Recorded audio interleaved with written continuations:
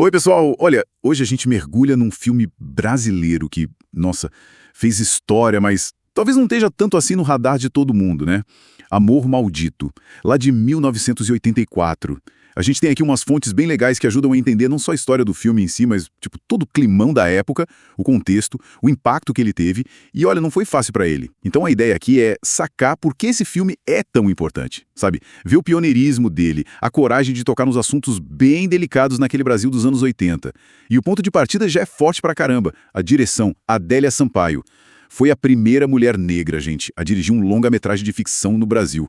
Só isso já é, assim, histórico demais. Exatamente, e é interessante como esse marco, né, ficou meio na sombra por tanto tempo. Parece que essa invisibilidade conversa com o próprio filme, com as barreiras que ele mostra. A história em si, que é baseada num caso real, né, gira em torno do amor da Fernanda, que é uma executiva mais independente, e a Sueli, o mais sabe, com uma família bem conservadora reprimindo ela. É um retrato desse amor que já nasce tendo que lutar contra tudo, né? Dentro e fora. Isso. E aí o drama vira quase um suspense, né? Quando a Sueli, que foi abandonada grávida por um jornalista, ela se suicida e a culpa, claro, jogam pra cima da Fernanda. Acusam ela de homicídio. Nossa, é aí que o filme escancara tudo. Pesado. Essa virada que expõe, então, a hipocrisia, o preconceito todo. Sem dúvida. O filme não alivia, sabe? Mostra a lesbofobia ali, na cara dura. Na família, na sociedade e, principalmente, é gritante no sistema de justiça. É muito interessante como o roteiro vai construindo essa ideia de que o amor delas era quase uma subversão, entende? Uma ameaça para a moral da época. O jeito que a Fernanda é tratada no tribunal diz tudo. E não é só a lesbofobia. O filme cutuca também o julgamento moral em cima do suicídio, né? A hipocrisia das instituições de lidando com isso. E claro, tem a questão do jornalista que abandona a Sueli grávida. Isso levanta um debate importante sobre responsabilidade, abandono afetivo, a pressão toda em cima da mulher. São muitas camadas mesmo. E pensando no pioneirismo, além da direção da Adélia Sampaio, que já falamos, o próprio tema, né? Um casal lésbico como protagonista, tratado com seriedade. Foi um dos primeiríssimos no Brasil. Uma ousadia total para a época. Fugia muito dos estereótipos, né? Total. Mas essa coragem toda teve um preço, né? Li aqui que a Embrafilme rejeitou o projeto. Como é que ele foi parar nas telas, então? Mesmo que pouco? Pois é, foi uma batalha. A saída que acharam foi, acredite se quiser, classificar como pornochanchada. Sério? Pornochanchada? Sim, era um gênero popular, mas muitas vezes marginalizado, né? Foi o jeito de conseguir alguma exibição mesmo que limitada. Isso mostra as táticas de sobrevivência do cinema independente e as contradições do sistema. Que doideira! Uma manobra para existir, basicamente? Exato. E apesar dos pesares, o final é bem interessante pra época. Diferente de outras histórias LGBTQI+, que geralmente acabavam mal, né? Com tragédia, punição, a Fernanda é absolvida no tribunal. Ah, é? É. Claro, o filme deixa claro que o preconceito continua lá fora, na sociedade, mas essa absolvição no tribunal funciona como um grito de resistência, sabe? E tem a cena do discurso final dela, nossa, é muito forte. Ela peita o preconceito de frente. Que interessante essa absolvição.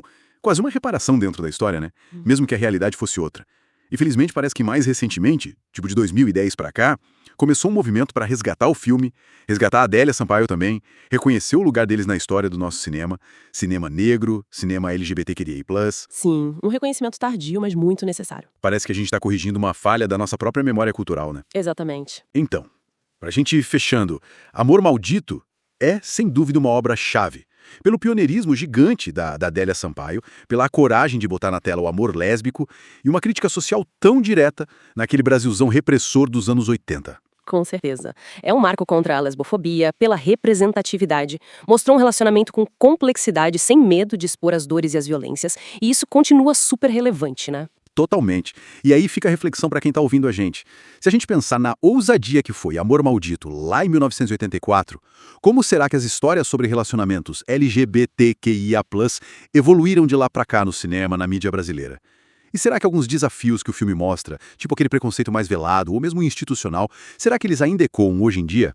Fica aí pra gente pensar. Então, a ideia aqui é justamente essa: entender a força do amor maldito, sacar as barreiras que ainda existem no nosso audiovisual para mulheres negras. E discutir por que é tão importante ver essas histórias circulando, né? Chegando nas pessoas. Vamos nessa? Bora! Bom, a Adélia não fez só Amor Maldito, né? Tem curtas também, tipo Denúncia Vazia, mas o longa é o que marca esse pioneirismo. E a Viviane Ferreira destaca um negócio na fala dela que eu achei sensacional. A audácia da Adélia. Total. Pensa bem, anos 80, ditadura ainda ali, sabe? E ela vai lá e questiona a família, a igreja, o Estado. num filme sobre amor lésbico. Uma coragem absurda, né? Muita. E, partindo daí, a Viviane traz uma coisa pra gente pensar sobre o hiato. O tempo enorme que levou para outras mulheres negras dirigirem longas sozinhas depois da Adélia. Décadas. Nossa, é verdade. Ela até menciona outras diretoras importantes que co-dirigiram, né? Sabrina Fidalgo, Glenda Nicásio. Sim, ela faz questão de reconhecer. Mas o ponto dela é mais fundo, sabe? Ela questiona essa coisa de ficar celebrando a primeira, a segunda. Porque, assim, quando a gente tem tão poucas, isso não é motivo para festa, né? Para ela, isso mostra uma iniquidade racial mesmo, uma desigualdade estrutural ali na cara. Faz sentido. O problema é a falta de muitas, não só a existência de uma pioneira isolada. Exato. A luta é pela multiplicidade, por ter várias vozes, várias histórias. Focar só no pioneirismo pode até esconder o problema real, né? Aí tem o detalhe técnico que ela menciona. Qual? Aquela hierarquia antiga entre filmar em película, que era o chique, e o vídeo, mais acessível. Isso também ajudou a marginalizar quem tinha menos grana. Dificultou o reconhecimento. Entendi. E falando em reconhecimento, a Viviane contou como foi pra ela assistir Amor Maldito pela primeira vez. Foi forte. Ah, imagino. O que mais pegou pra ela? O final do filme, que é aberto. Tipo, não te dá a resposta mastigada sobre o julgamento da personagem. Joga a bola pra gente, pra quem tá assistindo. Que usado, né? Gosto disso. E claro, a força da representação daquele corpo feminino, sabe? Mesmo sofrendo por amor, um corpo que deseja, que busca ser livre. O filme ataca em várias frentes. Desafia a heteronormatividade, essa ideia de que só o casal homem-mulher é normal, e a lesbofobia escancarado também. E teve uma discussão interessante sobre as cenas de amor, se eram reais ou imaginação da personagem. Ah, sim. E a leitura da Viviane é muito bonita, né? Ela fala da imaginação não como fuga, mas como uma extensão da realidade. Um refúgio, sim, mas também um lugar onde se vive. Especialmente para amores que são marginalizados, né? Que não podem existir abertamente. Exatamente. Isso faz a gente pensar muito no poder das histórias, né? Como elas criam esses espaços de existência, mesmo que simbólicos. Para quem é silenciado, imaginar é existir, é potente. Agora, tem um ponto que sempre gera discussão.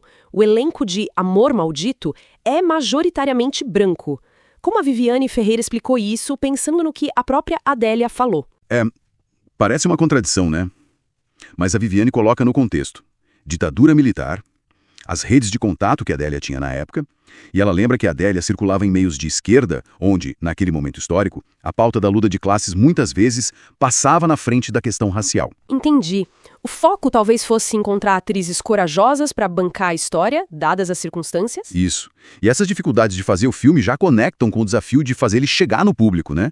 A distribuição. Que é outra luta constante. Com certeza, a Adélia usou de muita estratégia, quase subterfúgios, para fazer Amor Maldito rodar. Hoje, ainda é um funil. O controle da grana é grande e filme gringo toma conta de mais de 80% das salas. É complicado. É uma questão de soberania cultural, no fim das contas. Totalmente. Por isso a estratégia da Viviane Ferreira com a produtora dela é interessante. Ela busca o circuito comercial, sim, festivais, streaming, mas também fortalece a distribuição alternativa. Ela chama de aquilombamento. Aquilombamento. Gostei do termo. Explica mais. É pensar nos quilombos como espaços de resistência, né?